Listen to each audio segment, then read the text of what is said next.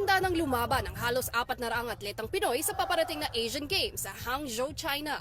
Pero bago sila sumabak sa aksyon, binigyan muna ng mainit na send-off ang Team Philippines sa Pasay City. Bukod sa pag-build sa kanilang excitement, tsansa rin ito para paigtingin ang kanilang samahan bilang isang koponan. We're here and also for politicians here to actually encourage these athletes to perform well and to show them our support. Mahalaga po tong send-off kasi parang nakikilala din po namin yung mga kasama namin na ibang athletes din po sa ibang sports na Team Philippines po. Nagbabalik ang Asian Games matapos ito mapospone noong 2022 dahil sa pandemya.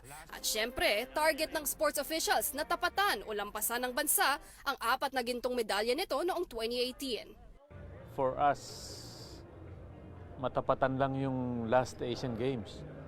Four. It's a big achievement. Of course, boxing. Let's be conservative. 1. Weightlifting, 1.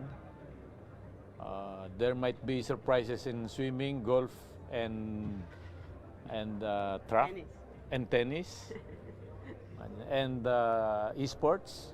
Staying within herself. Magsisilbing flag bearer sina 2018 Asian Games gold medalist Marjeline Didal at world number 2 pole vaulter na si EJ Obiena. Pangungunahan nila ang 395-strong delegation ng Pinas sa China kasama ang tennis ace na si Alex Ayala at Olympic boxing medalist na sina Nesty Petesio, Carlo Paalam at Yumir Marshall. Kasi mabigat na competition sa amin kasi Olympic qualifying sa amin to na Asian Games po. So kailangan talaga namin na manalo. Nanibago lang kami sa weight class namin kasi lahat kami umakyat sa weight class, sa weight division namin. Pero yung training, yun talaga yung talagang complete yung training namin. Ready to fight na lang talaga. The opportunity to represent the Philippines in the Asian Games, which is obviously once every 4 years, I'm just very grateful to be here. Ngayon pa lang may nag-aantay ng malaking cash incentives para sa mga makakasungkit ng medalya.